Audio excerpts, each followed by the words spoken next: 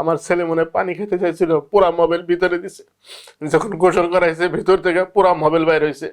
এখানে সিট মারছে 18 তারিখ, 19 তারিখে নিয়ে ওই বাসা ছিয়ে আসছে। এয়ারপোর্টে গেলে ফুল দিব, এটা দিব, আমাদের ফুলের দরকার নাই, আমাদের কিছু দরকার, আমাদের সন্তানদের সিকিউরিটি কে দিবে? বাবা কুরবানি দেয় আমাকে একটা দামি পাঞ্জাবি কিনে দিবে, আমি আর কে দিতে পারি নাই। কুরবানিতে আগে আমার সন্তান মারা গেছে। স্বাগত প্রবাস খবরে। দেশ এবং দেশের বাইরে যারা আমাদের শুনছেন তাদের সবাইকে জানাচ্ছি প্রবাস খবরের পক্ষ থেকে শুভেচ্ছা। আজকে আমাদের সঙ্গে স্টুডিওতে যিনি রয়েছেন তার একটা পরিচয় অবশ্যই, তিনি একজন প্রবাসী রেমিটেন্স যোদ্ধা। অন্য আরেকটা পরিচয় আজকে দিনের জন্য যেটা সবচেয়ে গুরুত্বপূর্ণ, সেটি হচ্ছে তিনি একজন সন্তানহারা পিতা। আজকের এই অনুষ্ঠান যারা দেখবেন তাদের সবার কাছে, বিশেষ করে প্রবাসীদের, একটি বার্তা পৌঁছে দেওয়া হবে। সেটি হচ্ছে, যারা রেমিটেন্স যোদ্ধা, যাদের পাঠানো টাকায় এদেশের অর্থনীতির চাকা ঘুরছে, তাদের পরিবার, স্বজন, সন্তান এদেশে কতটুকু নিরাপদ। যার হারায় আমি জানি এই ব্যথা কেবল সেই জানে। আজকে একজন সন্তানহারা পিতা হাজির হয়েছেন, আমি তাকে পরিচিত করিয়ে দিচ্ছি। আপনার নাম? আমার নাম মোহাম্মদ আব্দুল সালাম বাবলু। আমি একটু শুনতে চাই আপনার মুখে। আপনার পরিবার তো 4 জন সদস্য। 4 জন সদস্য আমার। আপনার বড় ছেলে, ছোট ছেলে, ছেলে। যার জন্য আপনি আজকে এখানে হাজির হয়েছেন, এবং আপনার স্ত্রী। হ্যাঁ, আপনি কত বছর যাবত বিদেশে অবস্থান করছেন? আমি বিদেশে 10 বছর। কোন দেশে রয়েছেন? ওমানে। একটু বলবেন ঘটনার প্রেক্ষাপটটা কি? আমি বিদেশে থাকা অবস্থায় আমি আমার ওয়াইফের 18 তারিখে 5টা 4:30টার 18 তারিখ বলতে কোন মাসের 18 তারিখ? এপ্রিল মাসের 18 তারিখে 5টা 4:30টার সময় আমি জানতে পারি যে আমার ছেলে খুঁজে পাওয়া যাচ্ছে না। সবশেষ কবে কথা হয়েছিল সেদিন? কি বার ছিল? সেদিন বারটা বৃহস্পতিবার মনে হবে। বারটা আমার সাথে কথা হয়েছিল সকাল 9:30টার সময়। 9:30টার সময় আমি প্রথমে ফোন দিই, আমার ওই ছোট ছেলেটা নিবিড় ধরে। তখন 9:30 ওর বাজে। কাছে কি ব্যক্তিগত ফোন থাকে না, নাকি বাসায় যে ফোনটা বাসায় যে থাকে ফোনটা সেটাই? থাকে ওইটাই ও ব্যবহার করতো সবাই। বাংলাদেশ টাইম 9:30, ওই জায়গায় হচ্ছে আপনার 7টা 7:30।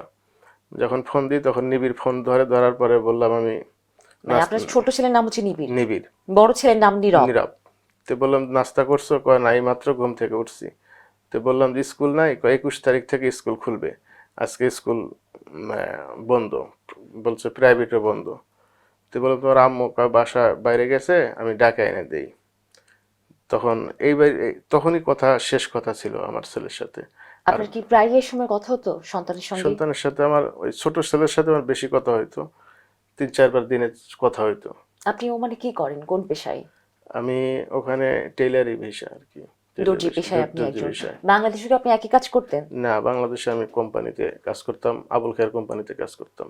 আচ্ছা, পরবর্তীতে কেন প্রবাসী হওয়ার ইচ্ছা জাগে মনে? এটা কি আমার ছেলেদের জন্য, যে ভালো লেখাপড়া ভালোভাবে রাখার জন্য, এই জন্য আমি প্রবাসে যাই। অর্থাৎ ছেলের উজ্জ্বল ভবিষ্যতের উজ্জ্বল জন্য আপনি ভবিষ্যতে বিদেশে পাড়ি বিদেশে দিয়েছিলেন? যাই, বিদেশে এবং যাই। আপনি যখন শেষবার আপনি প্রবাস থেকে যখন বাংলাদেশে এসেছেন, এই বাড়ি তো হুম। আপনি আপনার সন্তানের খোঁজে এসেছেন, আপনি কি তখন, যখন আপনি রওনা দিয়েছেন, তখন কি আপনি জানতেন যে আপনার সন্তান এর মধ্যে মারা গেছে? হ্যাঁ, আমি যখন জানতাম যে হারিয়ে গেছে, মনে করছি যে পাবে বা খুঁজতেছে, তখন থানায় জিডি করা হয়। আর যখন 20 তারিখে পাওয়া যায় এর আগে কি কখনো তারা হারিয়ে গেছিল? পরিবারের না, কোনো না, সদস্য, আপনার না, স্ত্রী, আপনার বড় সন্তান আপনার? না, কখনো হারায় যায়নি, এই প্রথম।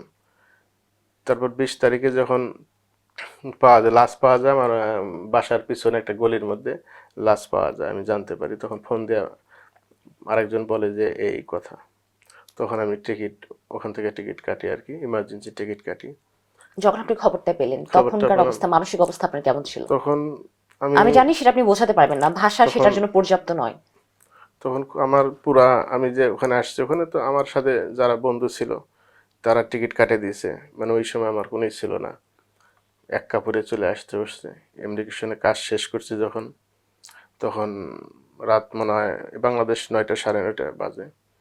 তখন শুনি যে আমার ছেলে মাটি হয়ে গেছে। আমি ছেলেকে দেখতেও পারি নাই, মাটিও দিতে পারি নাই, এইটাই বিদেশে যাওয়ারই। তারপরে যখন 9:30 বাজে তখন আবার ফোন দিই, ফোন দিলে বলতেছে যে আপনার ওয়াইফকে, আপনার ছেলেকে। কারা ফোন দেয়? আমার আমার ভাইরা বাসায় ছিল তখন। তো বলতেছে যে আপনার ভাইদের সাথে কি পারিবারিকভাবে আপনার ভালো সম্পর্ক ছিল? হ্যাঁ। মানে আমরা জানি গ্রামে অনেক সময় দেখা যায় যে ভাইরাই সবচেয়ে বড় শত্রু। না, না, না, তেমন ছিল কোনো না। পারিবারিক কোনো না না ঝামেলা না, আপনাদের ছিল আমাদের না? ওখানে কার সাথে আমার ঝামেলা ছিল না, আমার পার্শ্ববর্তী কার সাথে ছিল না। তখন আমি শুনতে পেলাম যে আমার ওয়াইফকে ওই প্রশাসন নিয়ে গেছে, আমার ছেলেকে নিয়ে গেছে প্রশাসন। প্রশাসন বলতে কি, স্থানীয় পুলিশ? আহ, তদন্ত অফিসার এবং ওসি। কেন ওনারা আপনার স্ত্রীকে কেন সন্দেহ করলো? উনিও তো সন্তান হারিয়েছেন সদ্য।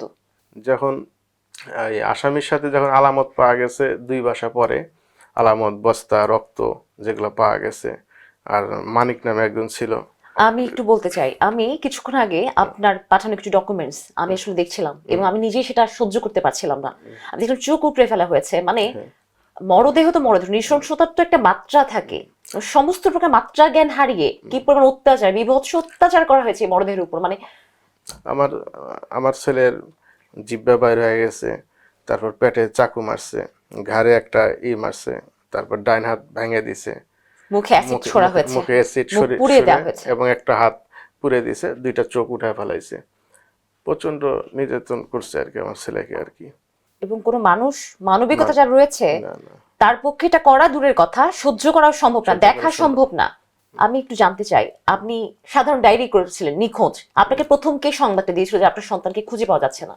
আমি বাসায় ফোন দেই, মানে ওই টাইমে আমি ফোন দিই প্রতিদিন বিকালে বাংলাদেশ টাইম। আপনি বারবার ফোন দেন কেন? মানে বাসা থেকে কি আপনার সাথে যোগাযোগ করা হয় না? কোনো ইমার্জেন্সি, জরুরি কোনো অবস্থা আপনার সাথে কেউ যোগাযোগ করতে পারে নাকি আপনি এতটাই ব্যস্ত থাকেন যে আসলে না, সেটা? বাংলাদেশের টাইম আর ওই জায়গার টাইম এক টাইম হয় না, 2 ঘন্টা ডিফারেন্স হয়। আমি প্রতিদিন 4:30টার সময় বেশিরভাগ ফোন দিই। মানে আমার ছেলেরা যখন 4টার সময় স্কুল থেকে আসে, ছোটটা আসার পরে তখন ফ্রি থাকে, তখন কথা বলতে পারি আর কি। মানে ও স্কুলে যায়, প্রাইমারিতে পড়ে, 5ম শ্রেণীতে পড়ে, কিন্তু সেদিন তার স্কুলে যায় নাই, আমি ফোন দিয়েছি ওই টাইমে। ফোন দেওয়ার পরেই বলতেছে নিবিড়কে পাওয়া যাচ্ছে না। আপনার স্ত্রী? হ্যাঁ, আমার স্ত্রী ধরে। ও না, আরেকজন ধরে, আমার উনি পেশায় গৃহিণী? গৃহিণী। আমার ছেলে ধরে, বড় ছেলে ধরে, বলতেছে নিবিড়কে পাওয়া যাচ্ছে না, আম্মু খুঁজতেছে বাইরে।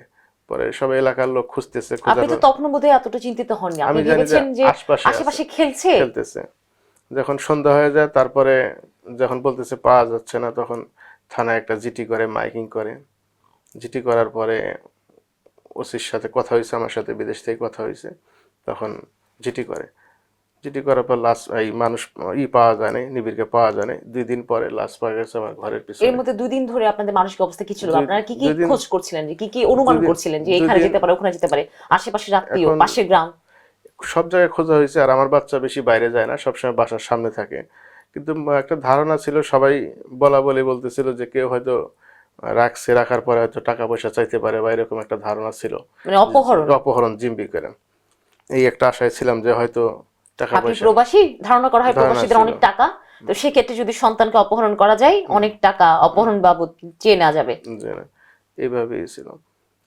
তারপর এগুলা যখন হইলো, আসামি হইলো, আসামি 3 জন নিয়ে গেল। তারপর আসামি, মানে আমার ছেলে যখন, আসামি কোত্থেকে আসলো? মানে আপনারা আসামি, কিভাবে সন্দেহ করলেন যে এরাই আমি আসামি? আমরা সন্দেহ করি না, ওদের সাথে সন্দেহ ছিল না।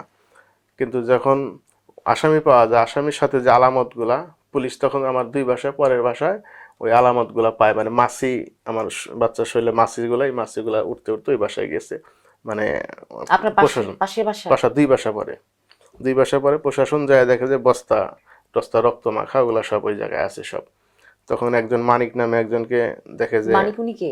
মানিক হচ্ছে আমার 2 বাসা পরে আর কি, উনি মানিক নাম। উনি আপনার প্রতিবেশী? প্রতিবেশী। সম্পর্ক কেমন আপনার সঙ্গে? আমাদের সাথে তাদের ভালো না খারাপও না, মানে তাদের সাথে কথাবার্তা কম হয় আর কি, তেমন নাই আর কি। মানে ওদের মতো ওরা থাকে, আমাদের মতো আমরা আমরা থাকি আর কি। মানে খারাপও না ভালো না, মানে কথা কম হয়। ওই আমার ছেলের যে শরীরে যেগুলা ওই অ্যাসিডেরই, উনি ডাইন হাতে অ্যাসিডেরই, এই জায়গায় পুলিশ প্রশাসন ওখানে ওকে আমি পাইলো। বুঝিনি, অ্যাসিড বলতে? মানে আমার আপনার ছেলের সন্তান, আমি জানি যে ওনাকে মুখের মধ্যে অ্যাসিড ঢেলে দেওয়া হয়েছিল। অ্যাসিড, হ্যাঁ, মুখ পোড়া পোড়া, সেটা আমি জানি। মুখ সেই পোড়া। অ্যাসিডের আলামত কোথায় পাওয়া গেছে? ওই যে মানিক নামে যে বললাম, মানিকের ডাইন হাতে এখানে অ্যাসিড, অ্যাসিড পাওয়া গেছে। অ্যাসিড পাওয়া গেছে, তখন প্রশাসন এটা ধরছে, বা উনি স্বীকার করছে ওই জায়গায় যে হ্যাঁ আমি বস্তাতে আমি রাখছি। তারপরে উনি ছেলে ওখানে ছিল, ছেলেকেও জিজ্ঞাসা করছে, ছেলে বলছে হ্যাঁ আমি জড়িত। আর কে জড়িত? তখন বলছে সাজ্জাদ নামে জড়িত আরেক ছেলে। তখন সাজ্জাদকে প্রশাসন নিয়ে আসে। অ্যাসিডের ব্যাপারটা আমি একটু নির্দিষ্ট করে জানতে চাইবো যে মানিক উনার হাতেও সেই অ্যাসিডের আলামত Acid পাওয়া গেছে। পাওয়া গেছে, ওটা ফুটেজও আছে। হুম হুম হুম, ওটা পাওয়া গেছে। তারপর গোয়েন্দা বলছে যে ওর সাথে ওর ম্যাচিং আছে, হুম হুম। অ্যাসিডের সাথে ম্যাচিং আছে। ও জিজ্ঞাসা করছে ওই জায়গায়, তখন বলছে হ্যাঁ আমি আছি। তো ওর ছেলেকে আবার প্রশাসন ওই টাইমে ধরছে, ওই একই বাসার ভিতরে ও জড়িত আছে। থাকার পর ওকে বলছে আর কে আছে, বলতে সাজ্জাদ আছে। মানে আমাদের ওখানে সিএম কালেকশন, সিএম ফ্যাশনের ছেলে সাজ্জাদ, উনি ছিল ওই বাসায়। আর যখন উনি কি আমার, বেশ প্রভাবশালী?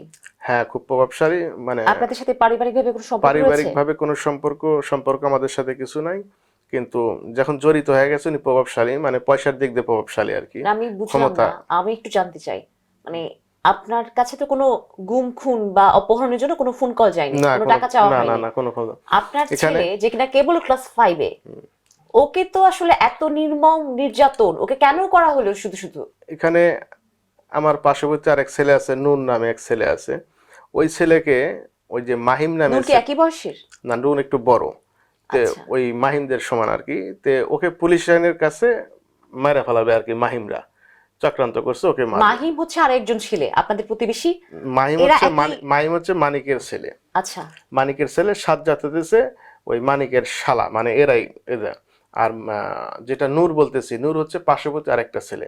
আচ্ছা। এই নূরকে ওরা পুলিশ লাইনের সামনে ওরা মারা ফেলাবে। আমার এটা কি এরকম আগেও মেরেছে কাউকে? এটা কি মারাটা অভ্যাস? হ্যাঁ এর আগেও নূরকে মারছে, তারপরে নূরে মারা ফেলার চেষ্টা করবে আর কি। নূরের বয়স কত? 14-15 বছর 14-15 বছরের ছেলেরা, এটা তো ঢাকার যারা কিশোর গ্যাং তারাও তো এই কাজগুলো এটা করে না। এরকমই। এদের বিরুদ্ধে কি গ্রামের এরকম অনেক অভিযোগ? ওই মাহিমের নামে অনেক অভিযোগ হয়েছে, অনেক বিচারও হয়েছে। ওই থানা পুলিশ কখনো হয়েছে থানা বা? পুলিশ হয় নাই, গ্রামে মীমাংসা হয়েছে। যেটাই হয় সাজ্জাদের বাবা মীমাংসা করে, মানে ওদের আত্মীয় আর কি মীমাংসা করে। এটা কি আত্মীয় সূত্রে খালাস করে হ্যাঁ দেয়? হ্যাঁ ওদের আত্মীয়, ওইটা এইভাবে। তখন আমার ছেলে শুনতে পারছে যে ওকে মারবে, এটা শুনতে পারার পরে আমার ছেলে আইসা বলে দিছে যে নূর তোমাকে কিন্তু ও মারবে, ওরাই করছে।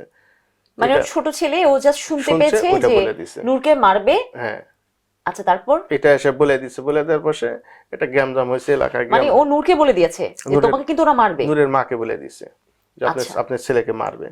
তখন এটা গ্রামের মধ্যে একটা মীমাংসা করে দিয়েছে। আর জানি আমার ছেলেকে জিজ্ঞাসা করছে বলছে, হ্যাঁ বলছে। ওই ছেলে স্বীকার করছে হ্যাঁ বলছি। তখন এটা মীমাংসা শেষ। তার 15 দিন পরে ওই প্রতিশোধটা এর উপর নিছে, ওকে মারতে পারে নাই, এর উপর নিছে। মানে এই যে মারবে বলে দিয়েছে, বলে দিয়েছে। তার কারণে দুইটা পরিবারের মধ্যে একটা সংঘর্ষ বা একটা ঝামেলা তো হবেই। হবে। এটা কি আসলেই মারতো নাকি এমনি এটা- ছেলেরা খেলতে গিয়ে কোনো রকম বলে ফেলেছে আসলে কিন্তু ওকে মারবো? ওকে এর আগেও বলে অ্যাটাক করছিল আর কি, নূরকে শুনছি আর কি, মানে ফুটেছে দেখ, শুধুমাত্র এতটুকু কথার জন্য? ফুটেছে এতটুকু কথার জন্য আপনার ছেলেকে ছেলেকে। এইভাবে মারা হবে? তারপর এ তো আসামি, আপনার সাথে কি আর কোনো গন্ডগোল ছিল, না অন্য গন্ডগোল কোনো ছিল ঝামেলা? না। তারপরে যখন 3জন আসামি নিয়ে যাওয়ার পরে একজনকে চালান করে দেয়, মানিককে চালান করে দেয় পুলিশ। কাকে কাকে ধরলো পুলিশ? কাকে কাকে পুলিশ ধরলো? সাজ্জাদকে ধরলো, মাহিমকে ধরলো, মানিককে ধরলো। ধরার সাজ্জাদ, মাহিম, মানিক, মানিক 3জনকে। আপনি কি কারো নামে কোনো মামলা করেছিলেন? আমি কোনো মামলা আপনি করেছিলাম কি না, সাধারণ ডায়েরি করেছিলেন, জিডি করেছিলেন? জিডি করছিলাম, কিন্তু প্রশাসন যখন ওখানে প্রমাণ এবং জিজ্ঞাসাবাদে, যখন ওই বাসায় যখন আসামিদের জিজ্ঞাসাবাদে নিয়ে গেল যে এরা জড়িত, বা প্রমাণ সহ নিয়ে গেল পুলিশে, আচ্ছা। প্রশাসন নিয়ে গেল। আপনি কি তখনও দেশে ফেরত এসেছেন? এইগুলো কত তারিখের ঘটনা, এই যে পুলিশ এসে নিয়ে গেল? সেটা হচ্ছে 20 তারিখের ঘটনা। আমি 21 তারিখে সকালে এসে পৌঁছি। আচ্ছা তখন নিয়ে আমি, তারপর? তারপরে নিয়ে যাওয়ার পরে যখন বিকালবেলা সন্ধ্যার সময় প্রশাসন জানতে পারলো যে এটা সিএম কালেকশনের ছেলে, সিএম ফ্যাশনের ছেলে, তখন প্রশাসন পাল্টি দিল। উনি কি এলাকায় খুবই প্রভাবশালী? পয়সার দিক দিয়ে প্রভাবশালী, অনেক ক্ষমতা? ক্ষমতা নাই, পয়সা আছে। পয়সা মানে তো টাকা যার তারই তো এটা ক্ষমতা থাকে। ক্ষমতা, এটাই। আচ্ছা তারপর? তারপরে তৎকালীন যারা সরকার প্রধান ছিলেন তাদের কি ক্ষমতার কোনো যোগসাজশ ছিল? হ্যাঁ যোগ ছিল। তারপর প্রশাসন মোড়টা ঘুরে গেল, যাওয়ার পরে রাত্রে আমার স্ত্রীকে আমার ছেলেদের নিয়ে যাওয়ার পর বলতেছে আপনারাই খুন করছেন, আপনাদের আপনার ছেলে এবং আপনার স্ত্রীকে কে নিয়ে গেল? পুলিশ? ওসি তদন্ত অফিসার সন্ধ্যার পরে নিয়ে কেন? গেছে। উনারও তো ছেলে হারিয়েছে। উনার ছেলে হারাবার পরও সন্তান হারা মা যিনি, তাকে কেন ধরে নিয়ে যাওয়া হলো? বা উনার উপরে কেন সন্দেহের তীর আসলো? এদিকে বলতেছে যে আপনারা, মানে এদিকে ওই সিএম কালেকশনের ছেলেকে ছেড়ে দিছে পরে 2জনকে, দুজনকে ছেড়ে দিছে, বলছে যে ওরা জড়িত মানে নাই। যে 3 জনকে আটক করা হয়েছে তার মধ্যে 2 জনকে ছেড়ে দেওয়া হলো, ছেড়ে দেয়া যে ওদের কোনো সম্পৃক্ততা খুঁজে পাওয়া যায়নি। খুঁজে পাওয়া যায় নাই। ধরলো কাকে? আপনার স্ত্রী এবং আপনার বড় ছেলেকে। হ্যাঁ, নেয়ার পরে আপনার বড় ছেলে হচ্ছে কলেজে পড়ে, কলেজে ফার্স্ট ইয়ার। হ্যাঁ, সেকেন্ড ইয়ারে। তারপর আবার আমার স্ত্রীকে 6টার সময়, ভোর 6টার সময় ছেড়ে দিছে স্ত্রীকে আর ছেলেকে। যখন বলছে যে আপনার স্বামী কখন আসবে বিদেশ থেকে, বলছে 6:30টার সময় ল্যান্ড করবে। আপনি কি জানতেন আপনার স্ত্রীকে ধরে নেওয়া হয়েছে? এটা আমি যখন ওই ইমিগ্রেশনের কাজ শেষ করে ফোন দিই বাসায়, তখন বলতেছে যে আপনার ওয়াইফ কাজ ছেলেকে নিছে, ওই একটু কাজ আছে, কাগজে সই করবে। তারপর থেকে আমার মোবাইল তো বন্ধ হয়ে যায়, আমি প্লেনে উঠে যাই আর বন্ধ হয়ে যায়। আমি সকালে শুনি যে এরকম ঘটনা। পরে আপনি জানতে চাননি কেন এটা করা আমি হয়েছে? আমি জিজ্ঞাসা করছি, কারণ জিজ্ঞাসা কেন, কয় সন্দেহ আছে। তারপর আমার উপর প্রশাসন কিসের সন্দেহ? কয় যদি পরকীয়া থাকে, এরকম বলতে। কারণ কেন পরকীয়া কেন কিসের পরকীয়া? কিসের পরা, মানে এটা প্রশাসনের আর কি। এই আমি এটা একেবারে ব্যক্তিগত, আমি একটু জানতে চাইবো আপনার সাথে আপনার স্ত্রীর সম্পর্কটা কেমন ছিল? আপনার তো অনেক বছর বিবাহিত জীবন, হ্যাঁ, 20 আমার বছরের 22 কাছে। বছরের বেশি। 22 বছর। আপনি 22 বছর আপনার যিনি স্ত্রী, আপনার সহধর্মিণী, আপনি নিশ্চয়ই জানবেন আপনাদের সম্পর্কে কেমন। এটা একেবারে ব্যক্তিগত এবং আমাদের সম্পর্কটা ভালো ছিল, বা এখনো ভালো ভালো আছে। ছিল না, এখন কেমন? এখনো ভালো, সারা জীবন ভালো থাকবে। আর আমার ওয়াইফ লেখাপড়া জানে না, তো একটু লেখাপড়া জানে না আমার ওয়াইফ। তো এইটা নিয়ে একটু সরল সোজা। সরল সোজা এইটার সুযোগটা নিয়েছিল ওসি, মানে কিন্তু বলছে আপনি এখানে নিজে আপনার দিক থেকে হ্যাঁ, বলছে- এইরকম কোনো অভিযোগ তো নেই যে উনি না, আসলে না, পরকীয়ায় লিপ্ত? না, না। এখানে প্রশাসন বারবার তদন্ত করছে যে এর সাথে কারোর কোনো কিছু আছে নাকি, তদন্ত করে পায় নাই। তখন প্রশাসন খুঁজতেছে যে আমার এলাকায় গাঁজা খায় কে, মানে গাঁজাখোরকে কেসটার মধ্যে দিবে, মানে ওই সাজ্জাদদের বাঁচাবে আর কি। তখন এগুলা পায় নাই। তখন আমি যে বাসায় যাওয়ার পর, আপনি এগুলো কি করে জানলেন? পুলিশকে আমি তো- আপনাকে এসে বলে যাচ্ছিল আমরা গাঁজাখোর খোঁজ করছি? হ্যাঁ, হ্যাঁ, আমাকে বলতেছে এখানে গাঁজা খায় কে কে। বললাম আমি কিভাবে জানবো কে কে খায়। আমার কাছে ব্যাপারগুলো অনেক গন্ডগোলের, মানে আমি আসলে নিজে খেয়ে হারিয়ে ফেলছি। তারপরে আমার যে বাসা ছিল, আমি এমন একটা পর্যায়ে ছিলাম যে আমি মনে হয় দেশের সরকার আর আমার চাকরি করে। আমার বাসার মধ্যে ছিলাম, আর আমার বাসার সামনে পুলিশ ডিবি সবসময় থাকতো, 30-40 জন থাকতো রাইতে দিনে। আমি এত বড় একটা ঘটনা, সেখানে তো মিডিয়া গণমাধ্যমে একটা তৎপরতা থাকার কথা, এবং আমার হ্যাঁ। ধারণা ছিল আপনি আমাকে কিছু কিছু ভিডিও ক্লিপিংস দেখাচ্ছিলেন যেখানে বিভিন্ন গণমাধ্যমের তাদের যে প্রতিবেদন আপনার সন্তানের উপরে সেটা নিয়ে করা হয়েছে, আপনি যে জিডি করেছেন, মানববন্ধন করে এলাকাবাসী পর্যন্ত আপনার জন্য এগিয়ে এসেছিল। কিন্তু প্রশাসনের একটা ক্ষমতা ছিল। প্রশাসন আমার বাসায় কাউকে আসতে নিষেধ ছিল, সবাইকে আমি কারোর সাথে কথা বলতে পারবো না, এটা নিষেধ ছিল প্রশাসনের। কেন? আমি আমি কোনো কিছু জানতে না পারি, কোনো কিছু যখন আমি চাপ দেই, 26-27 তারিখে যখন চাপ দিই, তখন আবার মাহিমকে ধরে নিয়ে, মাহিমকে 64 না 61 করলো যে ও জবানবন্দি দিয়েছে একাই খুন করছে মাহিম নামে। আচ্ছা, এটা 3 জনকে যে ধরে নিয়ে যাওয়া হয়েছিল, 2 জনকে ছেড়ে দেওয়া হয়েছিল, এর আগে কোনো সম্পৃক্ততা নেই। না। মাহিম নিজে একা স্বীকার করলো ওই খুন করেছে। 26 দিন পরে আচ্ছা, আবার সাজ্জাদের বাসায় ছিল, দুইজনে একই জায়গায় ছিল। থাকার পরে ওইটা ওই যে হবি নামে যে লোকটা, কেন পুলিশে হেফাজতে ছিল না? না, না, না, না, কেন? উনি দুজনকে ছেড়ে দিছে, তখন ওই সাজ্জাদের বাসায় ছিল মাহিম। ও তারপরে যে ওইটা বলছে যে আমি একা খুন করছি, আর কেউ খুনের সাথে জড়িত নেই, এই জিনিসটা। মানে যারা সন্দেহভাজন আসামি তারাও মাহিমের বাসায় ছিল, মাহিম সে অবস্থাতে স্বীকার করেছে উনি খুন করেছেন। হ্যাঁ, আবার ওই সাজ্জাদের বাবাই এনে পুলিশের কাছে দিছে রাত 12টার পরে। 12টার পরে ওসি, তদন্ত অফিসার আর সাজ্জাদের বাবা একটা মিটিং তার মানে হয়েছে। ব্যাপারটা দাঁড়াচ্ছে যিনি প্রধান সন্দেহভাজন তার বাবা নিজে এসে এই মাহিম যার নাম তাকে তুলে দিয়েছে তুলে পুলিশের হাতে। হ্যাঁ, রাত 12টার পরে ভিডিও ফুটেজ আছে, দেখেন। আচ্ছা, আমি ভিডিও ফুটেজ দিছি। ওসি এবং তদন্ত অফিসার 2 জন, আর একটা ডিবি হাফিজ নামে 3 জন আসছে। আসার পরে মিটিং হয়েছে, ভিতরে একটা মিটিং হয়েছে মাহিমদের বাসায়। ওই বাসা থেকে নিয়ে এসে, মিটিং এ কি নিয়ে কথাবার্তা হয়েছে আপনি তো আমি এটা জানি না। ওরা মিটিং করার পরে রাতকে ওই মাহিমকে দিছে যে ও একা খুন করছে, এটা এটা 26 বলবে। দিন পরে। হ্যাঁ, তার 26 মানে দিন পরে। আমি আপনার ঘটনা হচ্ছে এপ্রিলে, হ্যাঁ, এটা মে মাসের ঘটনা। মে মাসে 16 তারিখে রাত্রে দিয়ে দেয়। আচ্ছা, আর 17 তারিখে পুলিশ সুপার ব্রিফিং দেয় যে ওই ছেলেকে, একটা ছেলেকে লাশ এইভাবে একাই নিয়ে গেছে। মার্বেল খেলা, আমার ছেলে মার্বেল খেলে না, মার্বেল খেলা, জুতা ওই জায়গায় ফিকা রাখবে, মানে সব একটা মানে একটা পরিকল্পনা। নাটক করানো নাটক হয়েছে তৈরি যে করছে। ও আসলে কেউকে মানে টানেনি মার্বেল খেলতে গিয়ে। এটা পুলিশ সুপার, তারপরে আপনার উত্তম প্রসাদ পাঠক পুলিশ সুপার, ইনি, আর তদন্ত অফিসার, আর জিয়া, আর ওসি আছে হইতেছে আপনি ফিরোজ, আর ডিবি হাফিজ, এই 4 জনের পরিকল্পনা। কিন্তু আর যেগুলো তদন্ত ছিল অন্য অন্য ডিবি বা এই পরিকল্পনাটা কেন? ওই যে ওরা প্রভাবশালী যিনি সাজ্জাদ তাকে বাঁচাতে? টাকার বিনিময়ে, আচ্ছা, টাকার বিনিময়ে। টাকার বিনিময়ে এখানে বড় ধরনের টাকার বিনিময় হয়েছে, এইভাবে ওরা করছে। কিন্তু ওই থানার মধ্যে এমন কোনো পুলিশ, ডিবি, গোয়েন্দা যেগুলা ছিল সবার চোখের পানি পড়ছে যে এটা কিভাবে সম্ভব। চোখের পানি না, এটা আত্মা শুকিয়ে যাবে। সবাই এত করছে। নৃশংসতা আমি আমার জীবনে কোনো বাচ্চার ক্ষেত্রে দেখিনি। আমি আমার ছেলে রোজার ঈদে শেষ একটা ওই যে ছবিটা দেখছেন পাঞ্জাবি গায়ে দেয়া, এই ছবিটা শেষ, ওইটাই আমার Even ছবিটা, আমি দেখেছি আপনার ছবিটা মোবাইলের যে ওয়ালপেপার সেখানে হ্যাঁ, পর্যন্ত আপনার ছোট ছেলের হ্যাঁ, ছবি। ওইটা দিছে। দেওয়ার পরে বলছে যে বাবা কুরবানি দিয়ে আমাকে একটা দামি পাঞ্জাবি কিনে দিবে। আমি আর কিনে দিতে পারি নাই। কুরবানিতে আগে আমার সন্তান মারা গেছে, আমি আর দিতে পারি না। আর এটা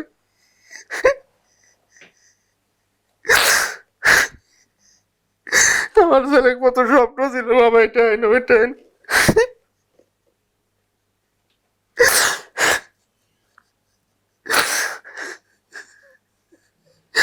আমাকে যে নির্যাতন করছে, প্রশাসন বেশি নির্যাতন করছে আমাকে, আমাকে এখন পর্যন্ত নির্যাতন করে। আমি দুদকে অভিযোগ দিছি, এই পুলিশ সুপারের নামে দুদকে অভিযোগ আমার দিছি কাছে আপনার দুটো অভিযোগের দিছি দুদকও ফোন দিছিল পুলিশ সুপার কাছে, আমাকে বলছে যে উনির কাছে কোনো জব নাই, উনি কোনোটার সাথে কোনো মিল নাই। মানে যেগুলো প্রশ্ন করছে দুদক যে স্যার আপনি এগুলোর সাথে আপনি আমার ফুটেজগুলো সব দুদক দেখছে এবং নিছে, ভিডিও ফুটেজ এইগুলো সব দেখছে, দেখার পরে ফোন দিছে পুলিশ সুপারের কাছে কোনো জবাব নাই। তারপরে আর্মি এদের কাছে আমি কমান্ডারের কাছে দরখাস্ত করছি, এরা ফুটেজগুলো দেখে বলছে যে কোনো মিল নাই। পুলিশ সুপার বেমানি করে, ওদের ভিতরে মেলা অফিসার বলছে যে এখানে বিচার পাবেন না, আপনি আপনি পিবিআর কাছে যান। কিন্তু ইনি দেন, আমি ম্যাজিস্ট্রেট থেকে বলছি, আমি একবার কোর্টে আমি দাঁড়াইছি, দাঁড়াই বলছি স্যার আমাদের প্রশাসন ঘুষ খাওয়া এগুলা করছে। একটা থানা থেকে বের হয়ে আপনি উচ্চপদস্থ যে জায়গাতেই গেছেন, আমি সবাই সত্যি- আপনাকে নিশ্চিত করেছেন যে আসলে পুলিশের যে তদন্ত রিপোর্ট তারা দিয়েছে এটা পুরোপুরি ভুয়া, নিজের ইচ্ছা এখানে মতো কোনো মিল নাই। নাটক সাজিয়ে দিয়েছে। এবং আপনি কোনো- বলছিলেন আপনার সন্তান সে কখনো মার্বেল খেলে না, বলছে না। মার্বেল খেলতে গিয়ে তার চোখ উপড়ে যাবে কেন, মানে তার এখানে যদি মার্বেল খেলতো, পার্শ্ববর্তী আরেকটা বাড়ি আছে, তারা কিছু জানে না, 2 দিন ঘুম ছিল আমার বাচ্চা, তাহলে কেউ জানে না। এটা ওই যে সাজ্জাতের বাবা আপনি হবি, কি প্রশ্ন করেননি যে আপনার সন্তানের মুখে আমি- অ্যাসিড ঢালা হয়েছে? আমি মার্বেল খেলতে গিয়ে অ্যাসিড পাবে কোথায়? আমার ছেলে মনে হয় পানি খেতে চাইছিল, পুরা মোবাইল ভিতরে দিছে, যখন গোসল করাইছে ভিতর থেকে পুরা মোবাইল বাইর হয়েছে, মানে পানি খেতে চাইছিল আমার সন্তান।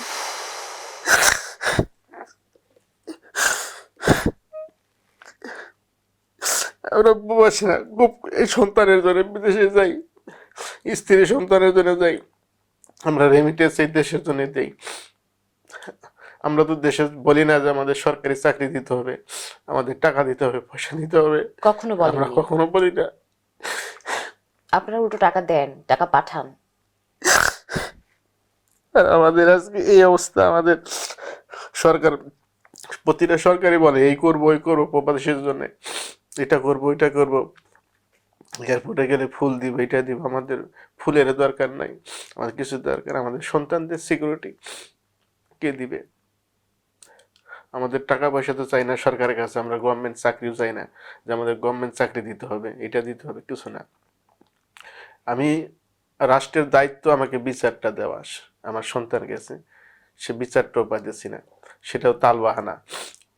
কতদিন যাবত আজকে বিচার পাচ্ছেন না আপনি? আজকে 4.5 মাস হচ্ছে বিচার, আর খালি বলা। আপনি কি এমন কোন আইন শৃঙ্খলা রক্ষা বাহিনী বা ঊর্ধ্বতন কোনো কর্তৃপক্ষের দ্বার বাকি আছে যেখানে আপনি যেতে বাকি রেখেছেন এখনো পর্যন্ত? এখন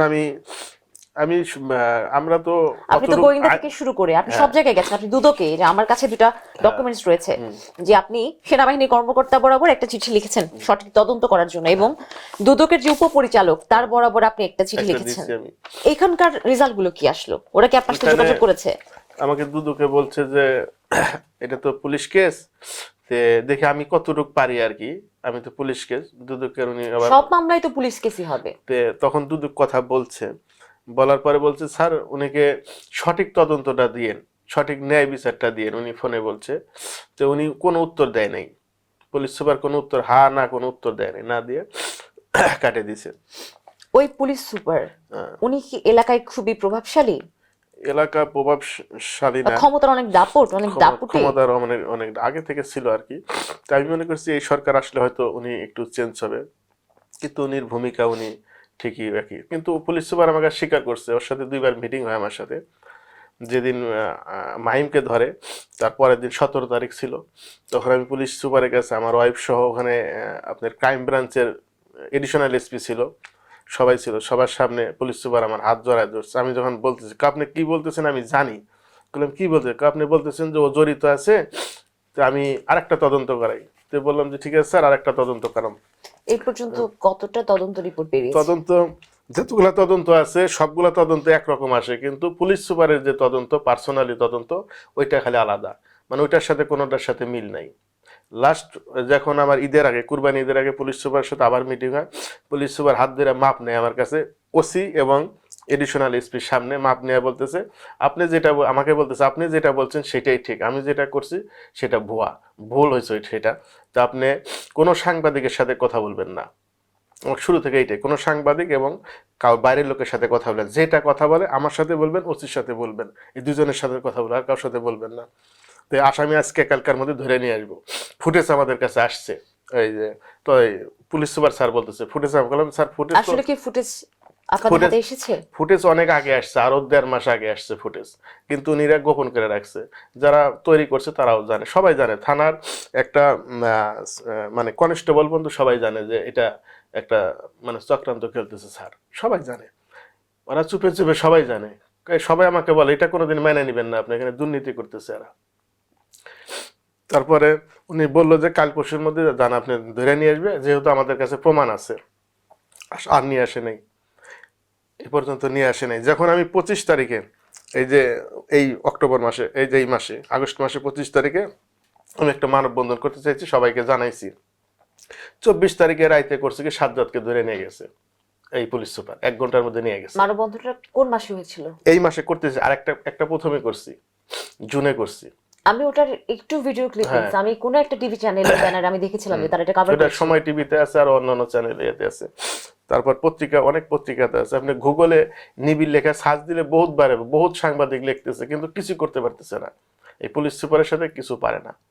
গুগলের নিবিড় লেখা সার্চ মানে দিবে, একা এক পুলিশ সুপার পুলিশ পুরো সুপার, নাটকটা চালাচ্ছে। পুলিশ সুপার, তারপরে তদন্ত অফিসার ফিরোজ, না ওসি ফিরোজ, আর তদন্ত অফিসার জিয়া, আর একটা ছোট ডিবি রাখছে হাফিজ, এর লোক ইনফর্মার আর কি।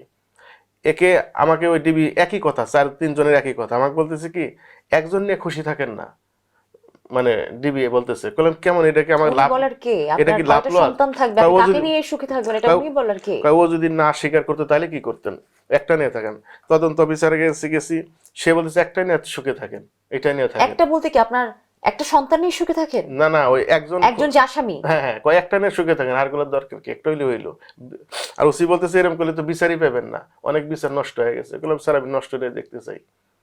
যে খুবই অত্যাচার করছে আমাকে মানসিক। আমার স্ত্রী এখন প্রতি রাতে এই যে ঘুমের ওষুধ খাওয়াইতে হয়, সে তো ঘুমায় না, আমারও একই অবস্থা। আমরা ভালো খাবার খাইতে পারি না, কি যেন আমরা খাইতে গেলে আমাদের মনে বাচ্চার কথা সবসময় মনে পড়ে। সারাটা জীবন আমাদের আমরা ভালো বিছানায় শুইতে পারি না, আমার ঘরের পিছনে রেখে দিছে, ওরকম ছেলে রেখে দিছে। ফুটেজগুলো দেখছেন, আমরা ভালো বিছানায় শুইতে পারি না, মনের মধ্যে সবসময় এই লাগে যে আমার ছেলে কোথায় আছে আর আমরা কোথায় আছি। সরকারের কাছে আমরা টাকা পয়সা কিছু চাই না, আমাদের কোনো চাকরি বাকরি কিচ্ছু লাগবে না, আমাদের বিচারটা চাই এবং দুর্নীতির বিচার চাই। এই পুলিশ অফিসার এদের আমি দুর্নীতির বিচার চাই। আজ আমার সন্তান চলে গেছে, আরেকজনের সন্তান এরকম যাবে, আপনাদের সন্তান এরকম যাবে, এই ফাঁকে আর এইভাবে করবে, ঘুষ খাবে, পয়সা খাই, এইভাবে পার করে দিবে। তাহলে আমার সন্তান, হাজার হাজার সন্তান আছে এরকম, সবার বাবা মা কষ্টে। সবচেয়ে বড় কথা আপনি আপনার এই সন্তানগুলোকে একটু ভালো রাখবেন বলে আপনি নিজে কষ্টের জীবনটা বেছে নিয়েছিলেন। আপনি তো এখানে একটা ভালো কোম্পানিতে চাকরি করতেন, আমি যতটুকু আপনার কাছ থেকে শুনেছি। আপনি কেবল সন্তানদের পরিবারকে ভালো রাখবেন বলে আপনি নিজে কষ্ট স্বীকার করেছেন। আপনি নিজে ওমানে আজকে অনেক বছর ধরে, 10 বছর ধরে, আপনি 10 বছরে কেবল 4 বার এই নিয়ে আপনি বাড়ি এসেছেন, বাংলাদেশে এসেছেন। আমরা জীবন সব শেষ করে দিচ্ছি বিদেশে, সন্তানদের মুখের দিকে তাকায় যে একটু ভালো থাকবে, ভালো চলবে, এইটা কিন্তু কোনোটাই পাইনি, সবকিছু শেষ করে দিছে আমার। আমি সুখী পরিবার ছিলাম, এখন আমার থেকে দুঃখী আর কেউ নাই। আমার ওয়াইফ এখন ধরতে গেলে হাফ মেন্টালের মতো হয়ে গেছে। এই ছেলেটা, আমি যখন বিদেশে থাকি ছেলেটাই সবসময় কাছে থাকতো। আমার ছেলে যদি কোনো জায়গায় দাওয়াত খাইতে যাইতো বা মিলাতে বেশি যাইতো, পছন্দ করতো, পাঞ্জাবি বেশি পছন্দ করতো, সবসময় পাঞ্জাবি গায়ে দিত। স্কুল থেকে আসার পরে পাঞ্জাবি বেশি পছন্দ করতো। কোনো জায়গায় যদি দাওয়াত খাইতে যাইতো আমার ছেলে আর মাকে বেশি ভালোবাসতো। এক টুকরা মাংস হইলে পাঞ্জাবির পকেটে, কালো পাঞ্জাবি পরতো তো দাওয়াত খাইতে গেলে বা ওই মিলাতে গেলে কালো পাঞ্জাবি বেশি পরতো। এক টুকরা মাংস হইলে আর মার জন্য নিয়ে আসতো, আমি খাইছি তুমি খাবে না, এক টুকরা মাংস ওখান থেকে নিয়ে আসছে, যেভাবে হোক নিয়ে আসবে সে। সে এরকম ছিল। পরিবারের ছোট ছেলে, ও খুব স্বাভাবিকভাবেই হচ্ছে আর আমি মায়ের যখন, প্রতি বেশি অনুরক্ত হবে, এটা আর ওর মার সাথে ওই সব সময় ছিল। ওর মা যখন বাজার করতে যাইতো ও সাথে থাকতো, ওর মাকে কোনো সময় ব্যাগটা ধরতে দিত না, ও নিত, ও কষ্ট হইলে ও নিত, ওর মাকে প্রচন্ডই করতো ওই ছেলেটা। এবং আমার কাছে মনে হয়েছে আপনি নিজেও ব্যক্তিগতভাবে আপনার ছোট ছেলেকে অনেক বেশি ভালোবাসতেন, আমার অনেক সাথে বেশি। বেশি কথা হইতো, আমার ছেলের সাথে বেশি কথা হইতো সব সময়। যখন ফোনটা দিতাম ওই ফোনটা ধরতো। আমার ওই এতটুকু কিন্তু এই যে মোবাইল, পরকীয়া টরকীয়া এই নাটক এগুলোর কি মানে ছিল, আপনি এগুলো জানতে চাননি? এটা প্রশাসন, এটা মানববন্ধনে গত 2 মাস আগে মানববন্ধনে এটা প্রশ্ন করছিলাম। এটা প্রশাসন বলছে যে এটা মানুষ এমনি বলছে। বললাম আপনারা বলে গেছেন, কেস ধামাচাপা দিছেন যে মানুষের মধ্যে যেন একটা, সারা একটা এলাকার মধ্যে যেন একটা ঢুকায় দেয়, পিন ঢুকায় দিচ্ছে যে এই মানে মামলা। যখন আমি মানববন্ধন করছি তখন ফ্লাশ হয়ে গেছে। ওরা আমার বাড়ির পাশে সারাটা গ্রামের লোকে জ্বালাইছে। ওখানে যদি কোনো সাংবাদিক যায় জানতে পারবে, সারাটা গ্রামে ছোট বড় সবাক জ্বালাইছে, মানে কেউ কারোর সাথে মিল রাখতে দেয়নি। ওরা মিল রাখলে যদি একতা হয়ে যায়, মিল রাখতে দেয়নি প্রশাসন। কিন্তু আমাকে, এটাই সব পুলিশ ঘুষ খায় না, কিন্তু আমার ওই থানা বলেন, ক্রাইম ব্রাঞ্চ যেগুলা ছিল, ঠাকুরগাঁওয়ের কথা হ্যাঁ বলছেন? ঠাকুরগাঁ সবগুলা পুলিশ যে খারাপ তা না। এই 4টা লোক বাদে তো যতগুলা পুলিশ আছে সবগুলা পুলিশ আমাকে হেল্প করছে। এবং আপনি আমাকে বলেছিলেন যে সেখানকার কোনো কোনো কনস্টেবল আপনাকে ব্যক্তিগতভাবে বলেছেন যে এখান থেকে আপনি বিচার পাবেন না, আপনি না, অন্য কোথাও যান। এখানে বলছে উনির সাথে পিছনে সবাই আমাকে চুপে বলে দিচ্ছে এখানে বিচার পাবেন না, এখানে দুর্নীতি ঢুকছে, এখানে লেনদেন হইতেছে সবসময়। কয়েকটা গোয়েন্দা যদি একটা রিপোর্ট নিয়ে অফিসার এক দেয়, অফিসার এই রিপোর্টটা নিয়ে আবার ওলোক যে আসামি পক্ষে ফোন দেয় যে নতুন একটা রিপোর্ট বাইর হয়েছে, এটা কিন্তু এত টাকা লাগবে, মানে এরকম ভাবেই করছে। কিন্তু ওখানে পুলিশ, যেগুলা কনস্টেবল বলেন, এসআই বলেন, এরা খারাপ না, এরা সবসময় চাইছে আমার ন্যায় বিচারটা চাইছে। সবাই আপনি ন্যায় বিচার, বলেছেন আড়ালে আপনাকে সবাই সবাই ন্যায় বিচার সমর্থন দিয়েছে, সামনাসামনি কিছু করতে না খালি পারলে। 4টা লোক খালি কোনো সমর্থন দেয় নাই। আপনি আপনার সন্তানকে হারিয়েছেন, আপনি খুব ব্যথিত থাকবেন, এটা অনুমান করার জন্য রকেট সায়েন্স পড়তে হয় না। আমি জানতে চাচ্ছি আপনার এই মুহূর্তে আপনার দাবিটা আসলে কি, আপনি কি চান? আমার দাবি যে আমার সন্তানকে যারা খুন করছে তাদের আমি উপযুক্ত বিচার চাই। তারা সাজ্জাদ, সাজ্জাদ, মাহিম, মাহিম, আর ওই যে মানিক, 3জন। মানিক তো এসিটের বোতল নিয়ে, আপনি ফুটেজের মধ্যে দেখেন এসিটের বোতল নিয়ে মানিক যাচ্ছে। আমি আসলে আমি এসিডটা আপনার মারার ফুটেজগুলো পরে আমি দেখার চেষ্টা করেছিলাম, কিন্তু সেটা এতটাই ভয়াবহ ছিল আমার মনে হচ্ছিল যে এই জিনিস দেখানোর পক্ষে সম্ভব না। এসিডটা মারার পরে এসিডের বোতল এনে সাজ্জাদের বাসায় ছুটিছে 19 তারিখে সন্ধ্যার সময়। এখানে এসিড মারছে 18 তারিখ, 19 তারিখে নিয়ে ওই বাসায় ছুঁয়ে আসছে। বোতলটা দেখেন। কিন্তু এটার সবকিছু মানে একটা মাস্টার প্ল্যান থাকে। এই মাস্টার প্ল্যানের হচ্ছে ওই হবি আমিনুল, 2 ভাই। ওই 2 ভাই হলো মাস্টার প্ল্যান, এদের সবকিছু করাইছে ওই 2জনে করাইছে। এই হবি আমিনুল এরা কারা? তারা 2 ভাই, সাজ্জাদের বাবা চাচা। সিয়াম কালেকশন, সিয়াম ফ্যাশন, এই 2জনের হলো কিন্তু হবি ফুটেজে আমি চলে আসে। সিয়াম কালেকশনের কথা আপনি আগে বলছিলেন, সাজ্জাদের কথাও আপনি আগে বলেছেন, কিন্তু সাজ্জাদের যে বাবা এবং চাচা, হ্যাঁ, এটা হলো হবি হচ্ছে বাবা আর আমিনুল হচ্ছে চাচা। এদের কি স্বার্থ আপনার সাথে? এটার স্বার্থ এই যে মাহিম যে আছে, মাহিমের হতেছে এদের আত্মীয়, এদের হলো আত্মীয় মাহিমদের। আর এটার মাস্টার প্ল্যান সবকিছু, মানে আমার ছেলেটাকে না ওখানে মাটি করা ছিল, মানে ছেলেটাকে মাটির তলে পুঁতে রাখার জন্য ওই করছিল, মাটি উঠাইছিল, কিন্তু নিচে পাথর ছিল দেখে করতে পারে নাই। মরদেহ রেখে চলে গেছে। এক না ওর বাসার মধ্যেই, মানিকের বাসার মধ্যেই, তখন 1-1.5 ফিট মনে করছে যে নিচে পাথর ছিল, তারপরেই করতে পারে নাই। তারপরে এদের প্ল্যানে আসলো যে ছেলেটাকে হয়তো বাইরে ফেলাই দিবে, তখন ওই যে অন্য বস্তা টস্তা এগুলো পুরায় টুরায় মনে করেন যে বাইরে ফেলাই দিবে যাতে খুঁজতে না পারে। আমি বিদেশে থাকবো, কেউ যাতে চিনতে না পারে। আমি বাইরে থাকি, আমার ওই তো লেখাপড়া জানে না, বাইরে যাইতে পারে না, সে বোঝে না। মানুষ কতটা পাশবিক হয় আমি অনুমান করা যায় না, মানে এত বড় অমানুষ তো। আমি আমি চাই যে আমার সন্তানের বিচার চাই এবং দুর্নীতির বিচার আমি আগে চাই। আমার সন্তানের আগে আমি দুর্নীতির বিচার চাই। এরা আমাকে প্রচুর টর্চারিং করছে, প্রচুরই করছে, কষ্ট দিছে এরা। মানে আমি যে বাজারে যাব আমার পিছে সবসময় গোয়েন্দা লাগা রাখছে। মানে আমি কার সাথে কথা, আমি যদি একটা লোকের সাথে কথা বলি সেই লোকটাকে চার্জ করছে এরা, কেন কথা বলি, কড়া নজরদারি। করোনা নজরদারি। আমি জানি কারোর সাথে কোনো সাংবাদিকের সাথে কোনো কথা বলতে না পারি। আপনি কি ব্যক্তিগতভাবে কোনো সাংবাদিকের সাথে যোগাযোগ করার চেষ্টা করেছিলেন? আমি তখন সাংবাদিকের সাথে এতটুকু ছিল না, মানে একটা কিছু সাংবাদিক ছিল যখন ব্রিফিং দিছিল, পুলিশ সুপার যখন ব্রিফিং দিছিল, আমি তো চিনি নাই সাংবাদিকদের, তখন ব্রিফিং দিলে ওই সাংবাদিকদের এই প্রশ্নটা মাইনে নিতে পারেনি ওরা। বলতে স্যার এটা কিভাবে সম্ভব, একা মানুষ এইভাবে কিভাবে নিয়ে যেতে পারে, এইভাবে একটা ছেলে মারা গেছে 40 কেজি ওজন হইলে 80 কেজি 90 কেজি, একটা ছেলে এইভাবে কিনে সাথে তো জড়িত আছে, ওরা মেনে নিতে পারে নাই। তখন আমি এদের সাংবাদিক চিনি না, তখন ওরা মোটর সাইকেল নিয়ে সবাই আমার এখানে এসেছে, আপনার ছেলেকে এইভাবে এটা সম্ভব? আমি বলছি না। কি জন্য সাজ্জাদ আর মাহিম দুজন একই টাইমে যখন আমার ছেলে হারায় ফুটেজে আছে, একই টাইমে 2:30টার সময় একই বাড়িতে ছিল। আবার যখন খুন হয়ে যায় আমার বাসার সামনে, যখন খুন হয়ে যায় আমার স্ত্রী যখন কান্নাকাটি করে আশপাশে, তখন ওই বাসাটা তালা মেরে থুয়ে যায়, দুজনই তালা মেরে থুয়ে চলে গেছে 5:30টায়, ভিডিও ফুটেজ সব আছে। তাহলে সবে একই সাথে করছে।